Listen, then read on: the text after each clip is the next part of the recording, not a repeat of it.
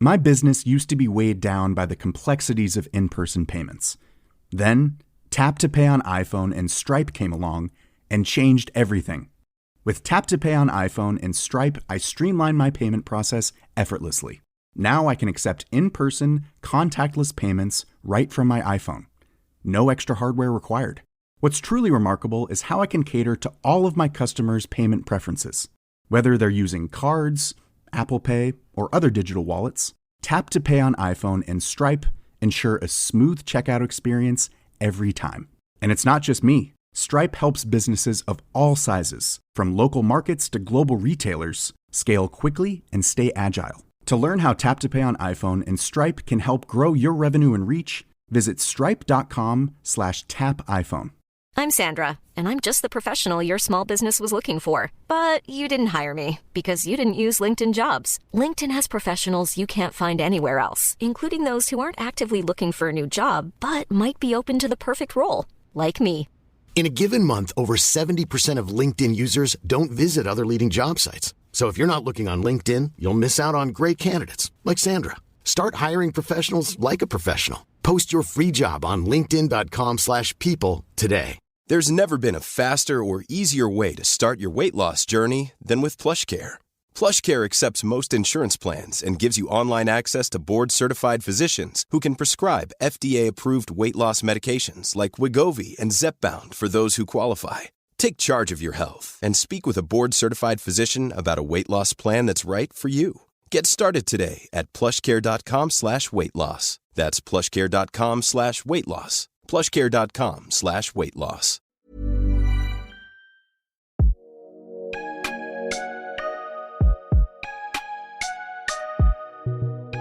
Pursuing your future doesn't end at 40. In fact, it may mark the beginning of knowing who you are, what you're capable of, and what you really want. But knowing what's next and how to get there can be a challenge, especially when old narratives play on repeat. Liberty Road is here to share stories so that you can consider your possibilities, pursue your purpose, and move into your future with intention. I'm your host, Netta Jones, and we're here to listen, learn, and liberate dreams, one episode at a time. Well, hello, Liberty listeners. Welcome to another episode of Liberty Road. Today, we get to dive into something really kind of special and unique. And my guest today, Lisa Haukom of the Golden Brand, is going to walk us through what she does and how she pulls out who we really are through her work. I'm really looking forward to this conversation. Lisa, thanks for joining us. Hi. Oh, I'm so excited. So excited to be here. I'm so glad you are here. So first, tell us, what is the Golden Brand? The Golden Brand. The Golden Brand is a hub for developing unshakable confidence, the unshakable confidence to be yourself.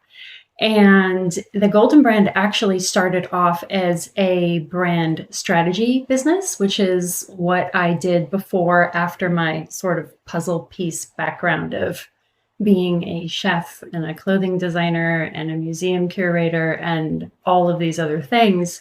So the Golden Brand's evolution echoes my own personal story, kind of shedding the layers of what I thought I needed to do and be for other people's expectations and really getting into the core of what's important to me. And so it started off as brand strategy. And I found that when I was working with a lot of personal brands, as you know, you show up as the face of your business. You are the main person that's associated with your brand. And you know that there's a lot of doubt and mindset, and we can really get in our way and stall ourselves from making our dreams come true and having the impact we want to make. So I kept finding, I work primarily with women, not exclusively, but primarily. And I kept finding in my conversations with them that the sticking point of their brand strategy, no matter how great the plan was, how accessible, how much it was going to move the needle for them, they were hung up on, this comes down to me.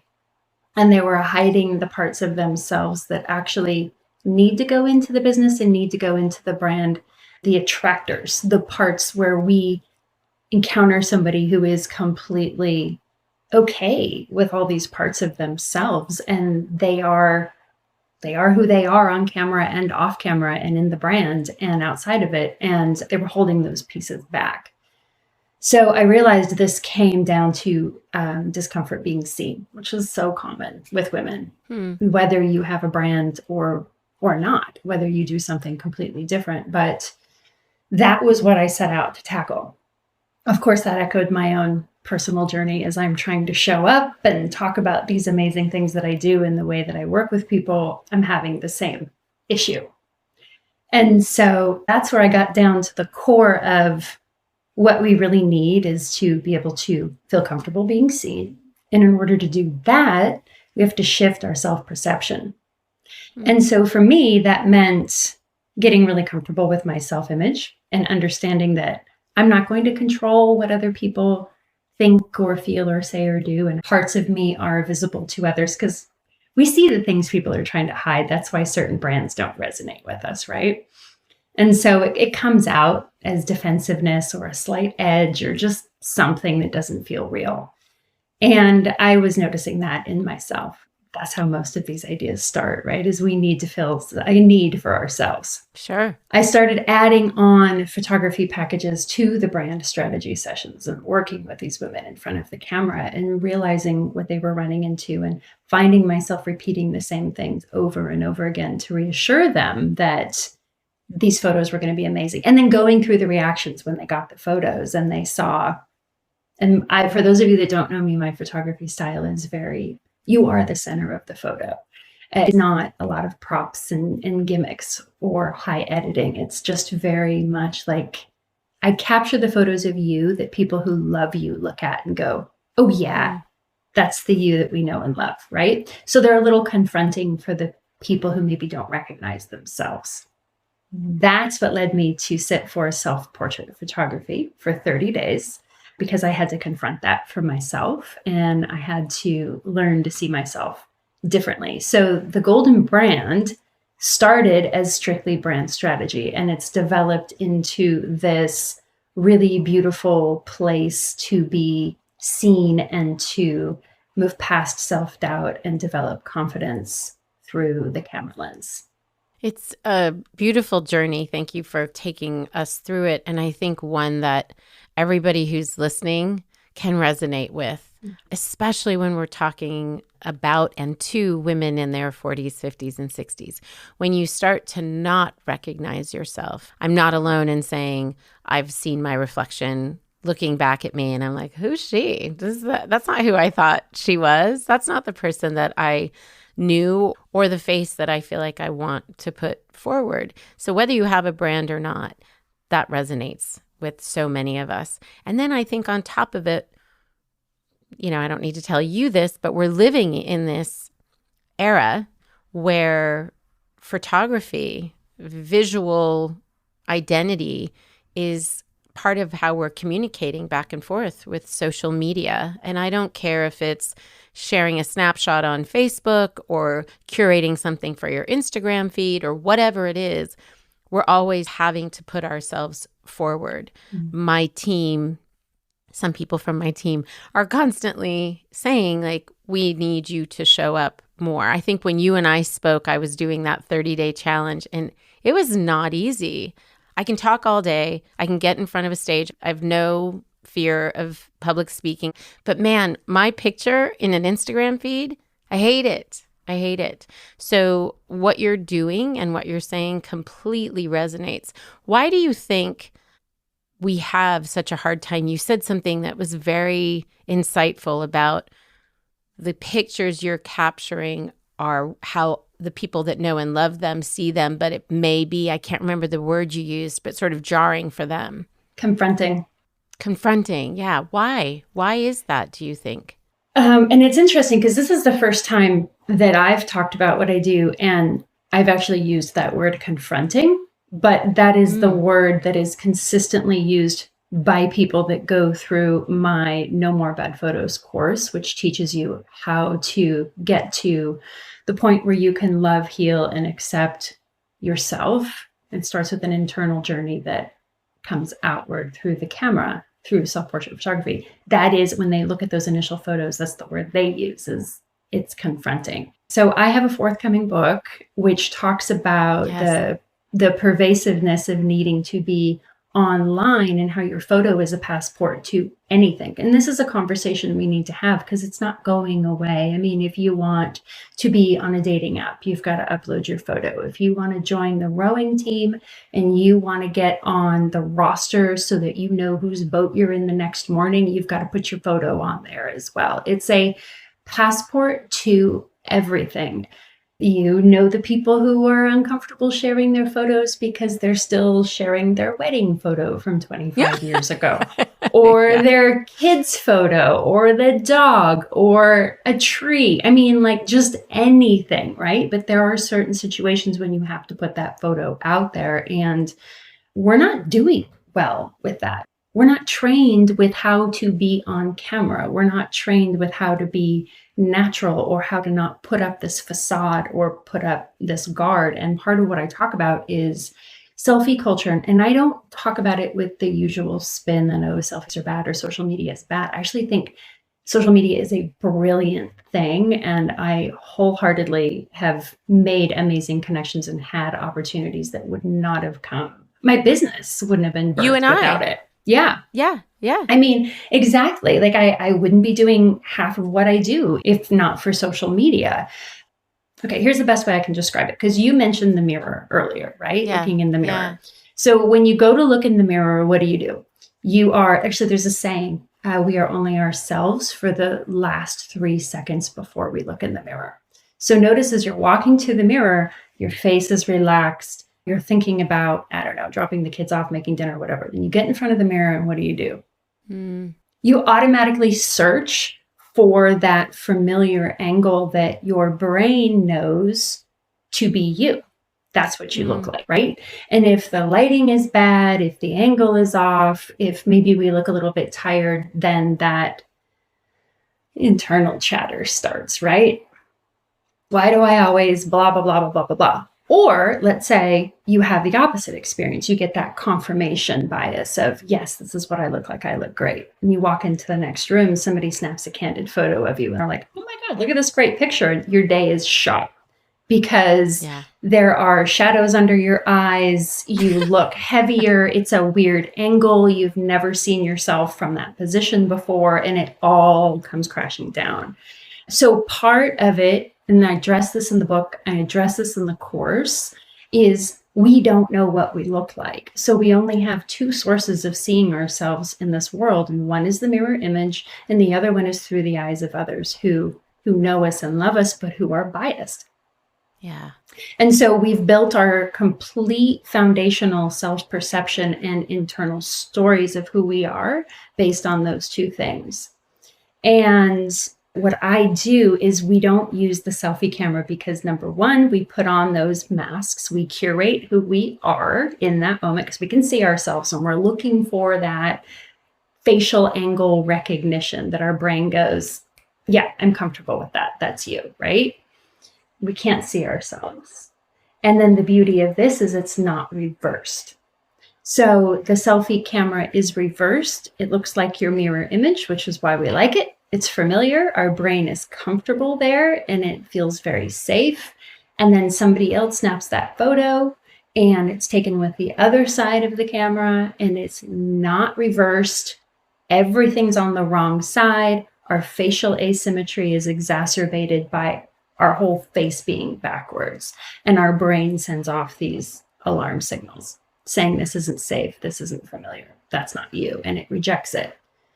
And then you layer all those internal stories on top of that. And it's a day ruining deal. Yeah. Wow. And then if you think about how many times you look in the mirror, how many times you look at your reflection, how many times you're taking a selfie or going on stories on Instagram or a live, you're reversed there too, every time you look at yourself in that way. So there's all this confirmation bias happening, telling your brain, this is me, this is me. And so what we do is we use the back side of the camera. We use a specific set of techniques. That's one of the 5 truths that I talk about in there, is that you don't know what you look like. And then there's other truths.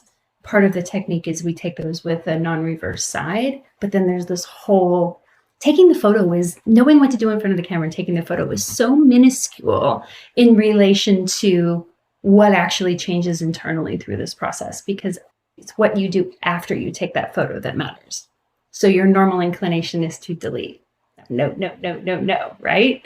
We don't delete. We keep them. We look at them so that our brain gets used to, okay, this is me. This is what I look like from this angle. This is what I look like non-reversed. And it gets comfortable. It's using that confirmation bias in a different way to retrain our brain. And so we reach this point of neutrality where you're not bothered because your brain's like, cool, that's you. I know what you look like from that angle. So you are no longer in your head. You're no longer triggered. I'm sitting here looking at my reflection as I talk to you on this video podcast. 4 years ago, I would have been obsessing over everything I'm doing right now physically. But now I'm like, I'm present. I'm here with you. I'm not in my head about how I'm coming across anymore. And I think that that's where we need to get to be able to show up, to share our photo, to just turn on that camera, post the picture, do the live, and get the thing done. Because, I mean, I'm 50. I don't want to waste time anymore. Yeah. I don't want to be there anymore. And if I would have had this gift in my 20s, oh my gosh, what would I be doing right now? Right. To be able to see yourself as you are. Go back a little bit to the different programs that you offer. You mentioned one of them, but I know that there's an assortment of things that you offer. Yeah. Okay. So those brand strategy sessions, that was during the pandemic. And I was working with a lot of brick and mortar clients that needed to go online and they needed photos. So I had to find a way to take their picture. And I started doing that through Zoom. And those were pretty great, actually. I still have a lot of those up on my website. And then I refined the process and figured out how to do entire brand shoots through a private remote studio. And so I use a lot of that mindset technique that I'm talking about now on my clients when we're in the shoot together. But I'm shooting them remotely. So I just did one the other day. I'm here. She was in Los Angeles. We meet in an online studio. And I'm taking over control of her iPhone. So I'm shooting pictures of her through her iPhone as though I'm there in person with her live, and she can hear my voice, and I can send photos through to her so she can see what I'm shooting.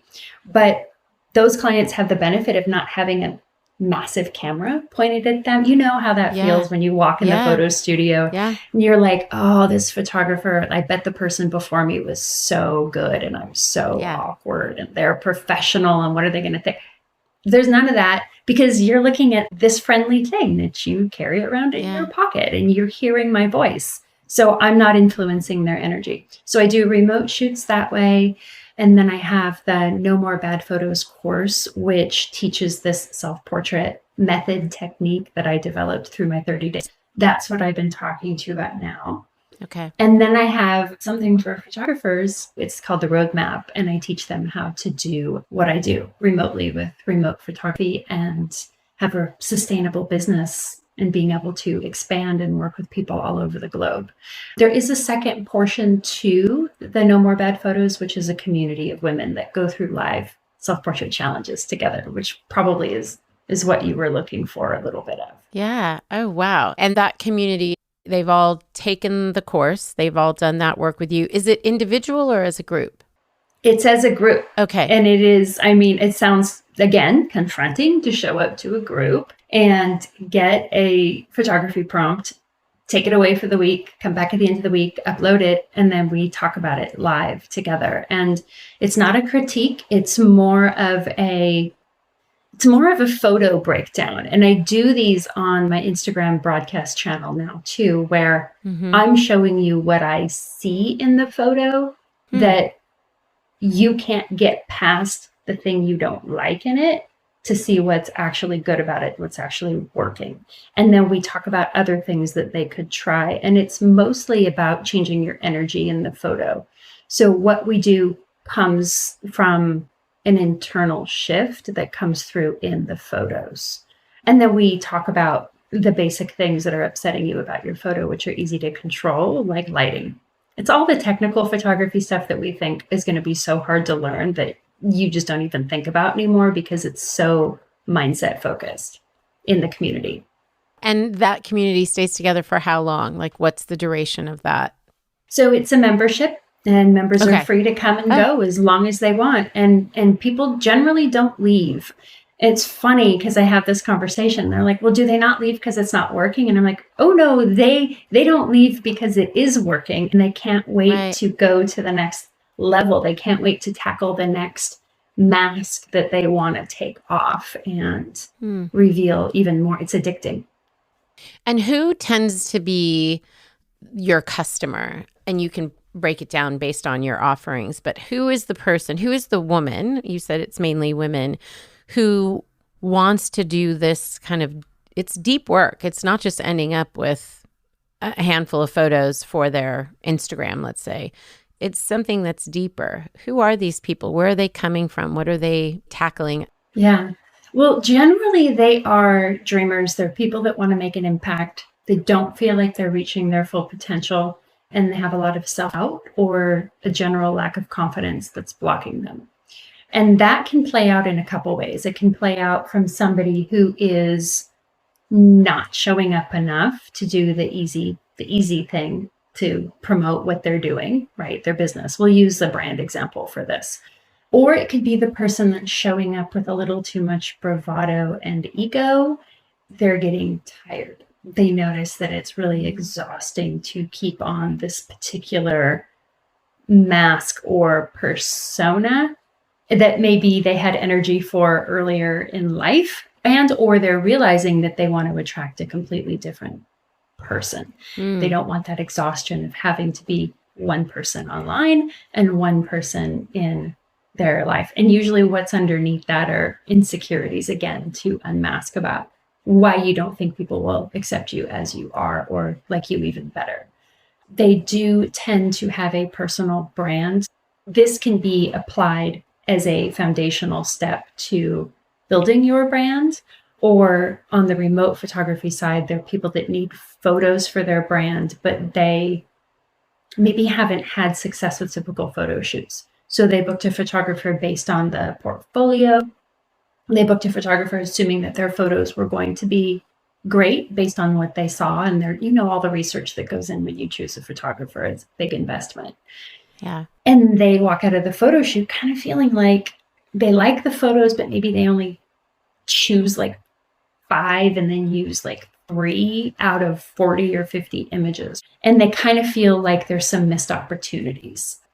So I do a couple things with that. One is of them, but then I'm teaching you as I'm shooting you. It's educational. I'm telling you why I'm doing what I'm doing. I'm having you do what you would normally do in front of the camera. We're taking that photo and I'm telling you to try something different and doing that. We're seeing in real time how that changes your photo to get closer to what you actually want to be.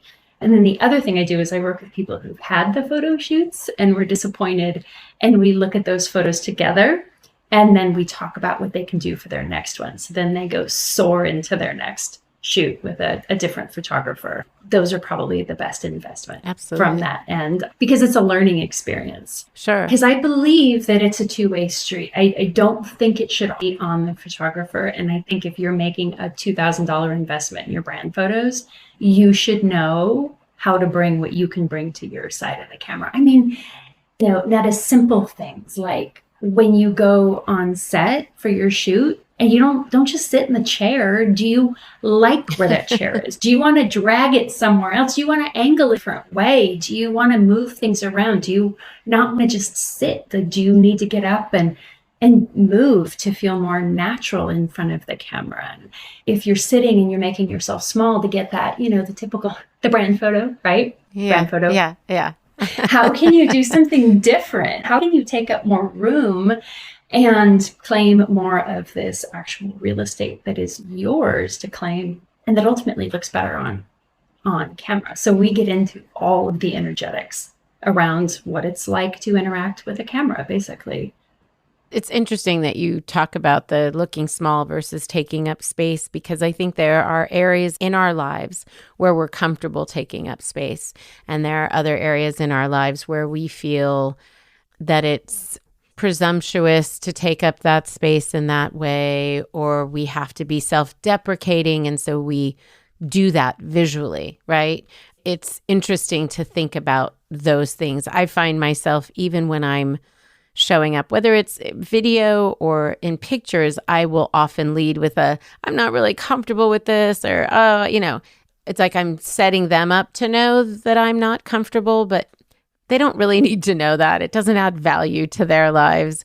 And if I'm trying to, at the end of the day, empower them to do something, I mean, that is what our brand is. Like, hey, show up, reclaim and redefine this middle third of your life. Well, then I should be doing it, right? I should be representative of that mantra or that vision. So what you're saying plays into all of this, and again, a really profound way. But unless it's called out, which is what you're doing, we're unaware.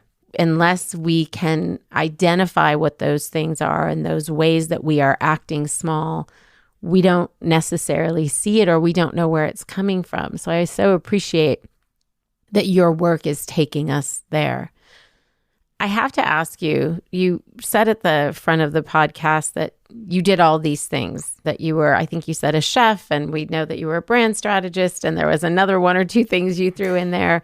And what about this particular work resonated with you so much that you leaned all the way in and said, you know what, this is something I'm going to fully stand in. This is something I'm going to take on? Because it easily could have been a side hustle from your brand strategy business, or in addition to your brand strategy business. What caused you to say, no, I'm going to own this? Thank you. No one's ever asked me that question. And it's a fantastic question. And I'm at the point in my life where I have an answer for it. All right. I'm going to be honest. If you would have asked me this even 3 years ago, I would have scrambled to figure it out, because I was still in it. I was still so in it. So it's interesting that when you were reflecting on what I do and why it's needed, you kind of combined the internal and the external stories to your retelling of what it's like to be in photos or be visible. And so for me, my space was not my own. I grew up very enmeshed, very parentified, very in tune to what everyone else needs. And so I didn't know where my borders ended and where healthy borders began for other people. So this taking up space, when you look at my photos, my point of view, my self-portrait point of view, I'm not heavily edited. I'm not a surreal self-portrait photographer. I'm not conceptual. There are people out there that do that. They're incredible. If you want names, I'll give them to you. But I don't give myself anywhere to hide. I don't allow myself to adopt any other personas or masks or pleas in any way. It's each photo I take is a reclamation of my space and what is mine and what is yours. And I could have chose a lot of other easier roads that I could have been in a really different place by now. Like you said, some other side hustle that would have been easy and profitable, and like people would have understood it like that. And I wouldn't have to explain why it's important or what it is. You would already understand it. But for me, this is helping other people recognize that even if you are taking space in your life in some ways, there are areas where you can have more fulfillment. And it's getting people to recognize their untapped potential and to see that they are worth taking up that space, because for so long, that was my journey, was just, I existed to do things for other people. And that's what I was doing in brand strategy. I was working so hard to be more passionate, to get through to people, to help them understand that if they just follow these tips I'm giving them, they're going to have so much success. I had to figure out what the core was. So if I don't know the why or what's causing the pain, my brain will chew on something over and over and over again, which is exactly how I ended up sitting by myself, which, by the way, I didn't tell my family I was doing. I was so embarrassed to be sitting by myself for 30 days taking photos of myself. I mean, who does that? Who locks themselves in a room and takes pictures of themselves? And I have an 18-year-old son, and I have a great supportive partner, but they wouldn't have gotten it. I mean, they wouldn't have understood why I was doing it. And I didn't do it because I was full of self-love and I wanted to see myself. I did it to kick my own ass. And I did it to like, I'm gonna damn well get pictures that are good. And what ended up happening is I just kept running smack into myself over and over. I had to wear myself out. And I had to get to the point where I was like, I have no control here. There's something else is going on that I don't understand. What is it? And so that's what led me to find the answer. And so that's why I do what I do, is because there's so many things that we're chasing, so many quick fixes, so many Band-Aid solutions in the self-help world, in the online world, all over. And there's a fundamental thing that we can shift, that once you get this new self perspective, and it's life-changing. I mean, how many things in life fundamentally change your perspective? Death, birth. You never see the world again through those two things. And when you see yourself, you never unsee yourself. And there comes a new baseline, right? So right now we fluctuate. We're dipping below this line. I have high self-worth days. I have low self-worth days. And we're always trying to just stabilize with this line. But once you see yourself differently, that is raised and it's immovable. It's concrete. It's there. You no longer dip anymore. And it's internal and external. And I think that's part of what is so challenging around people who are so passionate about development and becoming better humans, is we compartmentalize the external care and the internal care. And you can't do one without the other. You can't meditate and then walk out in the world and be triggered by your photo. It just undoes everything. So I was tired of that. I was tired of like 2 steps forward, 10 steps back. Thank you for articulating that. I think we, especially as women and as women in this stage of life, we have compartmentalized it because we feel like we have to, right? We have to separate ourselves from that woman we don't recognize in the mirror, from the wrinkles, the sagging jowls, the things, the dark circles, whatever it is that we're confronted with as we are aging. I think I'll speak for myself, it just starts to become less and less a part of who I am. I spend time on these other things that I have control over because I don't have control over that. And while I think there's some healthy wisdom to that we're not putting so much on our outward appearance, there's a disconnect because that's who everybody meets. That's who everybody greets. That's who everybody knows and sees is her. And I don't get the opportunity to tell my backstory and tell you all these other things about the internal me. You know, it's that first impression sort of thing, or it's that what you said earlier.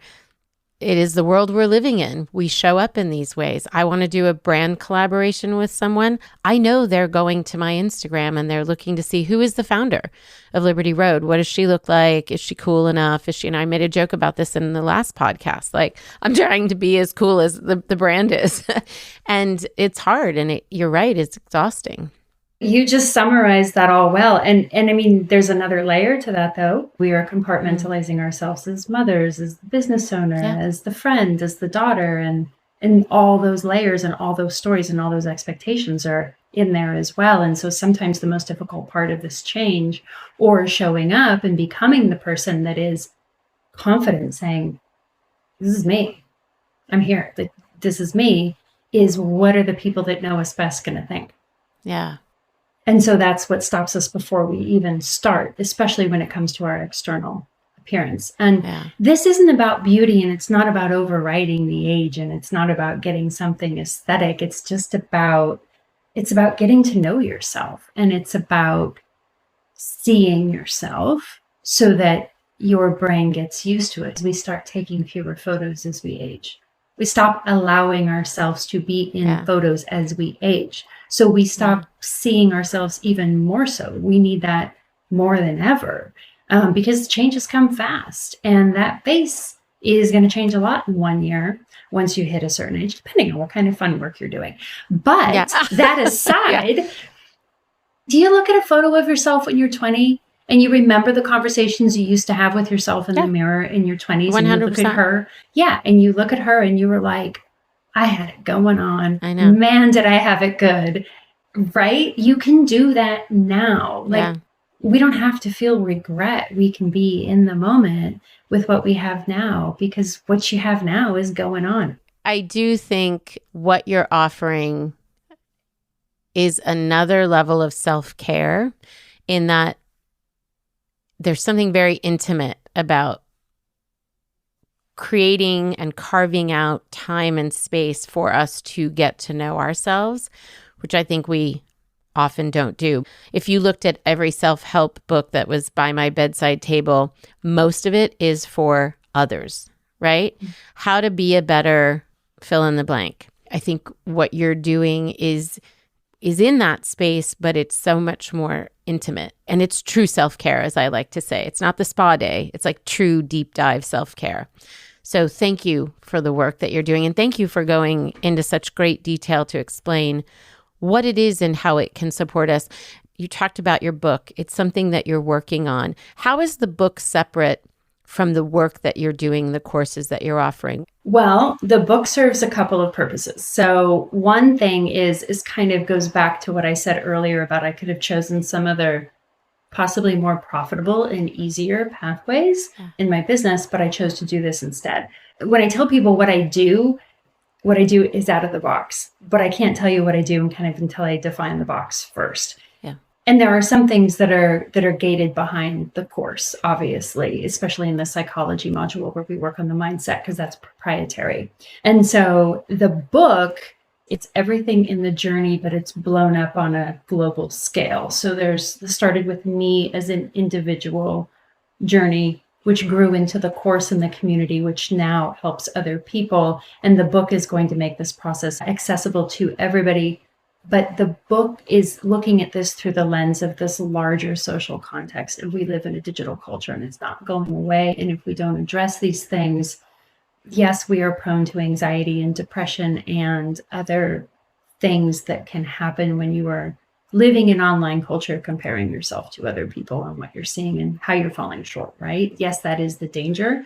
But more importantly and more presently, you're missing out on so much in your life right now because not showing up in that way is holding you back. So the book walks you through the whole process, through the why, the psychology of it. And then I take you through 5 self-portrait sessions that focus on an internal principle and an external principle. So by the end of the book, you've completed 5 self-portrait sessions. You understand the technical aspects, but you have had the internal perspective shift by the end of the book. It's all happening in real time. And so that's what's really special about the book. And then, of course, the course is there. You get the visuals that go with it, and the videos and the mood board building. You get to see it. And then the community is there for the practice. So I'm writing the book to reach more people because I do primarily work with women, and men want this work as well. Men come to me and they're like, what about me? My son's like, what about me? I mean, people want to do this who are non-binary, people in the trans community, and I want everybody to be able to benefit from this. So that's why the book. And the book kind of puts a nice bow on everything. Yeah. And it's so horrible and so satisfying to write a book. I have to tell you, it's like, we can talk about that separately, but that is, but writing a book, if you want to really know your stuff, put it in a format that removes you, where you can't watch someone's facial expression and rephrase or use a different metaphor. Challenge yourself to put it in a format where it's removed from you and it is someone's personal responsibility to go from A to Z and have the exact journey you want them to have. So writing that book has made me know what I do inside out. That advice right there is brilliant for anything anyone ever wants to do. I used to say in my consulting days, I used to challenge women business owners. I was working with them in those early startup years. And I would say, create a deck about whatever you're going to sell, just a fictitious deck. And it forces you to articulate your offering. And again, you don't get the benefit of, well, and blah, blah, blah, blah, blah. There's no elevator pitch that you're memorizing. Like, I want a 10-page deck about what you're selling. And they would come up with their own questions like, oh, I haven't filled in this blank. I haven't done this. I haven't articulated this in a way that's understandable or scalable or whatever the thing is. So I'm a firm believer in what you said, but you're taking it to the next level by saying, write a book, create this format where you're forced to do that. And your book in particular, I see as not just the bow that wraps everything together, but the entry point. It's everybody can access this, go through the work that you're highlighting in the book, and then come to you for the deeper coursework. Yep. I have to ask you a question in hearing your story. Did you ever want to be a therapist? Oh my God. I wake up sometimes in the middle of the night and I'm like, is it too late to go that route? But the thing with that is I can get too personally invested in people because I have a gift when it comes to seeing what people are blocking, what they need to look at, and what if they can kind of feel comfortable getting to and investigating themselves, moving through, will just open up massive portals for them. And I've always been able to do this as a young child, but not everybody wants it. Not everybody's ready for it. Not everybody wants to hear it. And so when I get on that, it's hard to let go. My family will tell you, like, yeah, she won't stop when she sees something that needs to be fixed.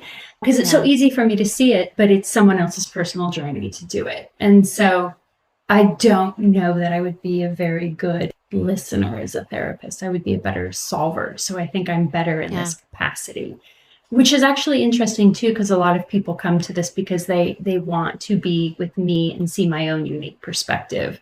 And I needed to write the book to know that this work is valuable without my personal involvement. And the work is valuable without my personal involvement. Yeah. That was important. Thank you for doing the work, but also for thinking of us, like thinking of how this work needs to live in the world and not just how does it benefit and grow your business, which it will. But I appreciate so much that you're valuing what you discovered and wanting to share it with other people, which is one of the benefits of being in midlife. We get to see ourselves and our work and our offering in a completely unique and different way, maybe a more objective way. What would you say has been, maybe you can say, the blessing and the curse of stepping into this journey as an entrepreneur, which you're not new to, but this particular journey as a woman in midlife, launching this, growing this brand? What has been better because you're in midlife, and maybe a challenge? Be honest. I'm so much better than I was before, is the benefit. But I'm so much better than I was before is also the curse, because I had to do the internal work to be okay showing up with no regrets in this particular business. And that's a lot of what I did. It's what brought me to the camera. But I still find that sometimes energetically in my business, I still want to kind of close the door and self-protect everything that I've managed to carve out and hold on to for myself. And so the blessing is wanting to keep those doors open and to embrace opportunities that come my way. But the curse is also, I've reached this point where I've carved out what is for me and what is not. And my personal boundaries and space are so precious that it's like some days are like a traffic cop. This is how I describe it. You know how they're like, yeah, you come. It's like this mixed messaging that happens sometimes. And so I have to be really cautious of how that plays out in life and hope that it comes across as boundaries and kind boundaries. I hope that makes sense, but my life up until this point, my space was not my own. So I'm open, but I'm also aware of how precious it is at the same time and how precious the time in front of me is as well. And I want it now. Like, that's the other awareness that you have is like, okay, wasted enough time. Like, let's have this thing happen right now. Yeah. For some of us, what's in front of us is less than what's behind us. The sacredness, the beauty is that we're making clearer choices. We're making choices about hard yeses, hard nos, maybes don't count, right? Because we're more clear about how much time we have left and the excitement we have to kind of go for that, because it's taken us a life to get to this. You know, all of the versions of her. We don't leave her behind. We bring all of her with us. And we want to kind of continue to evolve in that way. Thank you so much for sharing your story and your journey. I so appreciate it, but you're not off the hook. We've got our fast five before we let you go. So share a daily habit or practice that keeps you grounded. Self-portrait photography. I do shoot every day. You do? And so I do. I either start off the morning with it or I end the day with it. They are for me. They're not performative. I take off the pressure to post. I take off the pressure for them to be anything. They're just, let's wake up and let's spend some time by myself. Let's let the masks fall or whatever guard I have up for the day according to what's on my calendar. It's just, I can't journal because I'm performative in my journal. That's never worked for me. Interesting. So I'm writing it as someone's going to read it. But such a good thing to know about yourself. It's honest. I can't fake it. It keeps me honest. It keeps me accountable. And that is the only thing I can't outsmart it. And so I have a that is my technical practice. question. Mm-hmm. How are you taking these pictures? So you put the camera in front of you. It's not a selfie. How are you taking the photo? Is it a remote device? Yeah. Well, you get used to being able to kind of figure out where you are in the frame without being able to see yourself. But usually what I'll do is I have a tripod, a gooseneck tripod is your best friend. They're cheap. So I put the phone in there and then I'll look at the shot. I'll find natural light, in the morning. I like that light. And I'll go set it up and I'll look at it through the selfie side, kind of set up the shot. And then I'll go take my place in the frame. And I either use a Bluetooth remote trigger with a little button. But if I feel like I want to move and I don't want anything in my hands, then I use a free app that you can download called Lens Buddy. And what that does is you can set intervals. So I'll set it to take 10 or 20 photos with maybe a 1 or 2 second interval in between. And you can hear the shutter ching, ching, ching. So you can move and make little adjustments. And then you get up and you look at your photos. And that's hands-free. That's brilliant. Okay, thanks for that hack. That was a 2-in-1 fast five. And what are you currently reading? Ooh, okay. I'm reading, actually, I have it here for you. Yeah. Because it's so good. It's The Charisma Myth by Olivia Fox Cabane. It is the science of personal magnetism, and it is fascinating. The audiobook, not so great. The reader, not so charismatic. So read the book. How ironic. How ironic. Yeah. I'm also rereading the Bombay Cafe cookbook. It's a cafe on Santa Monica Boulevard in Los Angeles. And I'm in my Indian food phase. And then the last thing I'm reading is my nighttime reading. It's The Invisible Life of Addie LaRue. And it's V.E. Schwab. It's young adult fiction, which is like my guilty pleasure. Okay, those are some great recommendations. We'll post those in the show notes. And one piece, and I know they can go to your Instagram, by the way. You have so much good advice. It's a constant learning on your Instagram, such a good tool. But what's one go-to self-portrait piece of advice for beginners? For us newbies, we've listened to what you've said. We're buying it. We're going to try this for ourselves. We're going to get our phototherapy on. What's one piece of advice you can give us? Okay. So the piece of advice is not actually a photo related because I just gave you a little technical tip. And what I want you to do is start small. So I want you to start thinking about why you're attracted to what you're attracted to in visuals that you look at. So when you stop your scroll, you see an arresting photo of somebody and you think, you get a little jealous or a little FOMO or a little excitement, like, ooh, maybe do I dare do something like that? That's telling you that there's something for you there to explore. So look deeper than she's pretty, she's got a fabulous outfit, what a great location, right? Look at body language. How is she taking up space in the frame? Is she leaning toward the camera? Is she leaning back? How is her energy? Does this person or this image have the kind of energy that draws you closer, where it's kind of irresistible? And they're showing you something that you want for yourself. And observe what you like in visuals, because the more that you can train your eye, you're going to take that into your photography experience, being on the other side of the camera.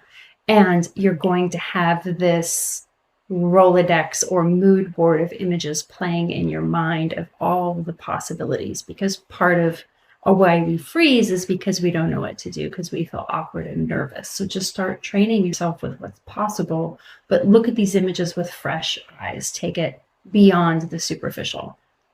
That's my first piece of advice. That's great. That's great advice. And then what are you loving about this season of life? We've talked about how it's made a difference in the way you show up as a founder, but what is something that you're enjoying that midlife is offering you? I don't have as many concerns about where I'm going in the future. And I don't have concerns, that you have in your 20s about survival. So I'm able to be present in a much different way. I'm in partnership, I'm in a comfortable home, and I finally feel like I'm where I'm supposed to be and doing exactly what I'm supposed to do. So I'm not striving and pushing. I'm very achievement oriented. I'm at this place now where I can actually appreciate what I have around me and be grateful that I'm doing it now and not in my 70s when it's a little bit late. Like I have this new awareness of what's possible now that I never had before. Yeah. What a gift. Wow. Final question. How has launching your business, how has growing the Golden brand, how has it liberated you? I'm myself. I've built a business to allow me to be exactly who I am, doing exactly what I do well. And I can honestly say there are no parts of the business that I dread showing up for. Those are gone. All those parts in there that you kind of like, I should do this thing. Those don't exist anymore. So it's all purely me, and it's all work that lights me up. And yeah, I'm just excited to show up for it, truly. And it's been hard, right? It's hard to cut certain things out. But again, those are those boundaries that we talked about. Yeah. Thank you, Lisa. Thank you for sharing your story. And I think aside from the wonderful work you're doing, so much of what I hear is that when we lean into who we are fully and we listen to ourselves, in your story of creating boundaries for yourself and seeing yourself authentically, and then coming up with this, we often come up with how we can serve others and how we can show up in the world. And that's so apparent in this particular story. So thank you for sharing it. And we're looking forward to checking out the Golden brand. And again, we'll have all of the different handles and the different courses that you have to offer in our show notes. Thank you so much. This is an incredible conversation. I appreciate having this time with you and your community. Absolutely. And Liberty listeners, thank you guys for hanging out with Lisa and with me. And we will talk to you guys next week. Bye for now.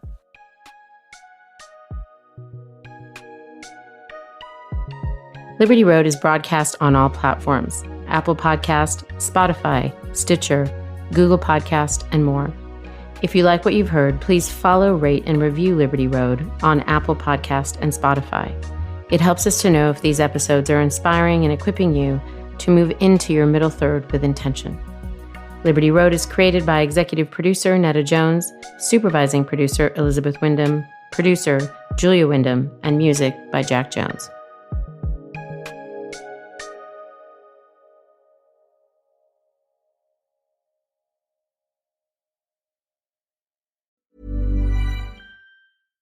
My business used to be weighed down by the complexities of in-person payments. Then, Tap to Pay on iPhone and Stripe came along and changed everything. With Tap to Pay on iPhone and Stripe, I streamlined my payment process effortlessly. Now I can accept in-person, contactless payments right from my iPhone. No extra hardware required. What's truly remarkable is how I can cater to all of my customers' payment preferences. Whether they're using cards, Apple Pay, or other digital wallets, Tap to Pay on iPhone and Stripe ensure a smooth checkout experience every time. And it's not just me. Stripe helps businesses of all sizes, from local markets to global retailers, scale quickly and stay agile. To learn how Tap to Pay on iPhone and Stripe can help grow your revenue and reach, visit stripe.com/tapiphone. Life is full of awesome what-ifs, and some not so much, like unexpected medical costs. That's why United Healthcare provides Health Protector Guard fixed indemnity insurance plans to supplement your primary plan and help manage out-of-pocket costs. Learn more at uh1.com. Quality sleep is essential. That's why the Sleep Number Smart Bed is designed for your ever-evolving sleep needs. Need a bed that's firmer or softer on either side? Helps you sleep at a comfortable temperature? Sleep Number Smart Beds let you individualize your comfort, so you sleep better together. J.D. Power ranks Sleep Number number 1 in customer satisfaction with mattresses purchased in-store. And now, save 50% on the Sleep Number Limited Edition Smart Bed for a limited time. For J.D. Power 2023 award information, visit jdpower.com/awards. Only at a Sleep Number store or sleepnumber.com.